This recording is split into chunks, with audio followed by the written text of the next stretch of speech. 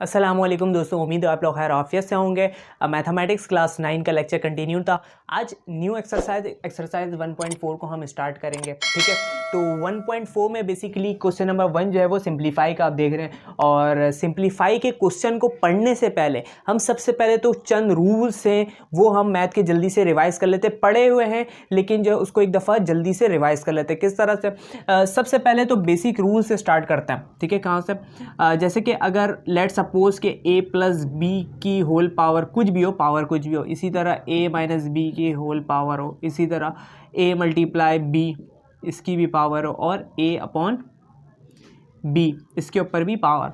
अब हमें यहाँ पे बस ये समझना है कि भाई हम किस में पावर ओपन करेंगे, किस में पावर ओपन नहीं करेंगे। मतलब ये कि जो होल पावर है किस कब जो है वो इंडिविजुअल पे आएगा, यानी क्या मैं इसको a की पावर n प्लस b की पावर n में लिख सकता हूँ कि नहीं, तो ये, या मैं इसको कुछ और करूँगा, क्या करूँगा, या सब में इसी तरीके से होगा या कुछ और होगा। तो यहाँ पे बेसिक सा कॉन्सेप्ट है वो समझ लें। रूल कहलाता है, लॉ में से है कि भाई अगर आपके पास a प्लस बी यानी कोई भी वैल्यू प्लस हो रही हो, इसके ऊपर होल पावर हो, या a माइनस बी की फॉर्म में हो, ठीक है, कोई वैल्यूज़ आपस में माइनस हो रही हो, इसके ऊपर होल पावर हो, तो उसमें हम इस तरह से इसको ओपन नहीं करेंगे। ठीक है, अब आपको याद आ रहा होगा किस तरह से कि अगर हमारे पास a प्लस बी का होल स्क्वायर होता था तो वहाँ पे हम क्या करते थे, फॉर्मूला ओपन करते थे a square plus 2ab plus B square. ये बेसिकली किसके इक्वल होता था, a प्लस बी का होल स्क्वायर। ठीक है, अब याद आया। मतलब ये कि अगर आपके पास कोई भी वैल्यू प्लस की फॉर्म में और इसके ऊपर होल स्क्वायर हो तो वहाँ पे हम फॉर्मूला ओपन करेंगे। अब अगर पावर 2 होगा तो इस 2 का फॉर्मूला यानी स्क्वायर का फॉर्मूला, अगर क्यूब होगा तो क्यूब का फॉर्मूला हम ओपन करेंगे। क्लियर? तो प्लस और माइनस में इंडिविजुअल पे ओपन नहीं होता है पावर, उसके लिए हम फॉर्मूला यूज़ करते हैं। क्लियर है? अब बच गया मल्टीप्लाई और डिवाइड। तो मल्टीप्लाई और डिवाइड का जो इसका रूल है वो क्या है कि अगर कोई भी वैल्यू ब्रैकेट में मल्टीप्लाई हो रही हो और इसके ऊपर होल पावर हो, ठीक है, पावर कुछ भी हो, तो वो अंदर वाली तमाम वैल्यूज़ पे अप्लाई हो जाएगी। यानी ये पावर जो है ए पे भी आ जाएगा और बी पे भी आ जाएगा। क्लियर है? यहाँ पे ये हम इसको ओपन कर सकते हैं। ठीक है, इसी तरह अगर कोई डिवाइड हो रहा है तो उसमें भी हम क्या कर सकते हैं, लेकिन शर्त ये कि होल पावर होना चाहिए। ठीक है, तो ये पावर जो है वो न्यूमिनेटर और डिनोमिनेटर दोनों की वैल्यू के ऊपर आ जाएगा। क्लियर है?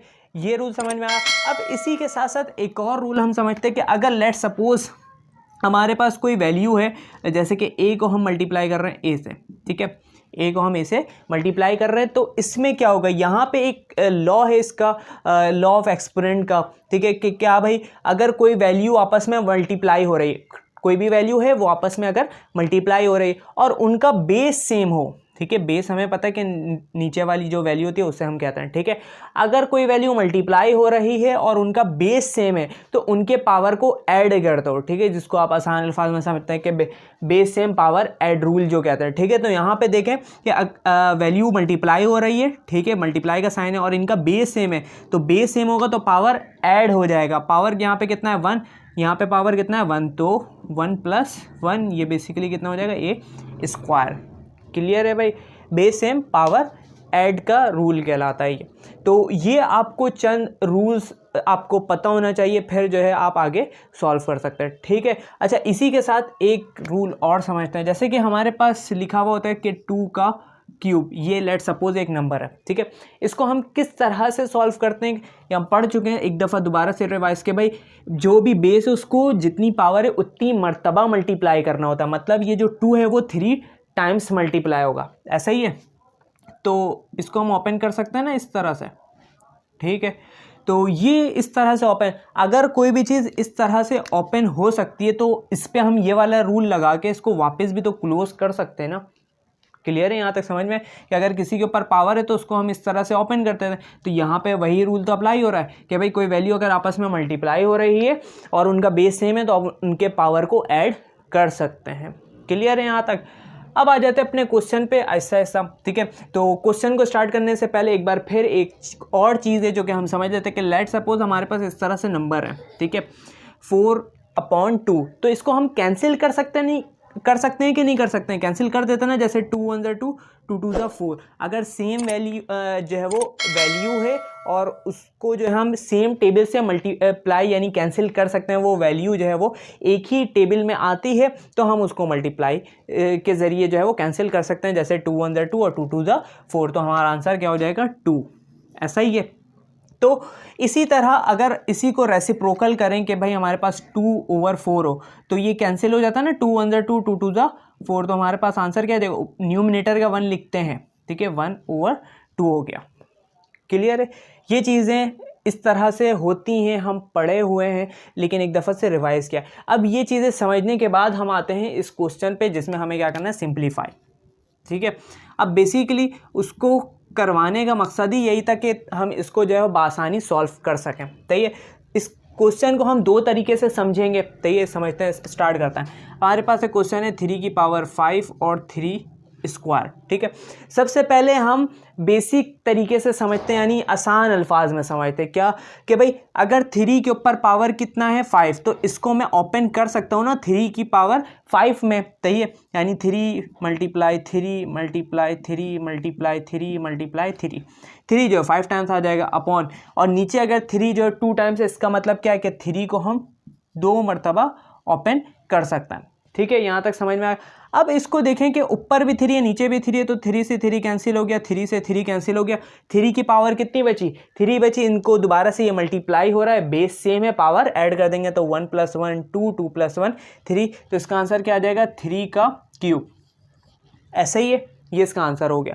लेकिन अब इतना हम लॉन्ग वे में क्यों जाएं। तो ये अगर हमारे पास ये तो छोटी वैल्यू थी, अगर कोई बड़ी वैल्यू हो जाती या पावर उसकी ज़्यादा होती तो हम किस तरह से करते, क्या इतना ओपन करते, नहीं, इस तरह से नहीं करेंगे। हम क्या करेंगे, अब इसको शॉर्ट तरीके से समझते हैं। किस तरह से, हमारे पास जो है वो 3 की पावर 5 है और 3 की पावर 2 है।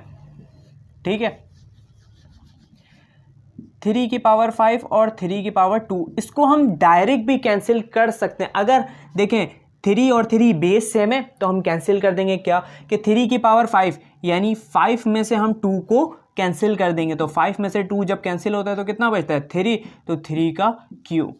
सिंपल, समझ में आई बात। तो देखें यहाँ पे डायरेक्ट कैंसिल करने में भी 3 का क्यूब आया और यहाँ पे इस तरह से इसको ओपन करके करने में भी यही आया। तो ये हम पेपर में इस तरह से करेंगे, लेकिन हमें पता होना चाहिए बेसिकली हम कैंसिल क्यों करते हैं। क्लियर है यहाँ तक। दोबारा से एक दफ़ा कि अगर किसी भी वैल्यू है उसके ऊपर पावर है और न्यूमिनेटर डिनोमिनेटर में भले पावर है, अगर बेस सेम है तो हम उसको कैंसिल कर सकते हैं। बड़ी वैल्यू में से छोटी वैल्यू को हम कैंसिल कर देंगे और जो भी वैल्यू बच जाएगी, जहाँ पे अगर न्यूमिनेटर में बचेगा न्यूमिनेटर में लिखेंगे, डिनोमिनेटर में बचेगा तो डिनोमिनेटर में हम वैल्यू शो करेंगे। ठीक है, यहाँ तक समझ में आया। अब इसी का एक और क्वेश्चन देख लेते हैं। अब नेक्स्ट क्वेश्चन जो क्वेश्चन नंबर 2 है, यहाँ पे क्वेश्चन नंबर 2 में हमें क्या दिया गया है, 2 की पावर 4 है। ठीक है, ये मल्टीप्लाई डॉट का मतलब मल्टीप्लाई भी होता है मैथ में। ठीक है, और जो है वो ये मल्टीप्लाई हो रहा है 5 के क्यूब से और डिवाइड हो रहा है 10 के स्क्वायर से। यहाँ पे अभी देखें कोई भी बेस सेम नहीं है, कुछ कैंसिल नहीं हो रहा, तो हम बेसिकली हम यहाँ पे क्या करेंगे, सबसे पहले पावर को ओपन कर देंगे। पावर ओपन करते हैं, 2 की पावर 4, 2 की पावर 4 कितनी होती है, 2 2 4, 4 2 8 और 8 2 16, तो 2 की पावर 4 जो है वो 16 हो जाएगी। ठीक है, 5 का जो क्यूब होता है वो कितना होगा 125। ठीक है, इसको मल्टीप्लाई ले लेते हैं, और 10 का जो स्क्वायर होता है वो 100 हो जाता है। ठीक है, अब देखें कि ये 100 और 125 जो 25 की टेबल से कैंसिल हो रहा है, 25 4 ज़ा 100 और 25 5 ज़ा 125। हमारे पास क्या बच गया, 16 × 5/4। ठीक है, अब देखें कि ये कैंसिल हो रहा है, 4 1 ज़ा 4, 4 4 ज़ा 16, तो हमारे पास क्या बचा, ऊपर 4 बचा और मल्टीप्लाई बाय 5, नीचे वाला 1 तो शो होगा नहीं। ठीक है, तो इसको हम डायरेक्ट मल्टीप्लाई कर देते हैं, 4 × 5, 4 5 ज़ा 20, ये इसका आंसर हो गया।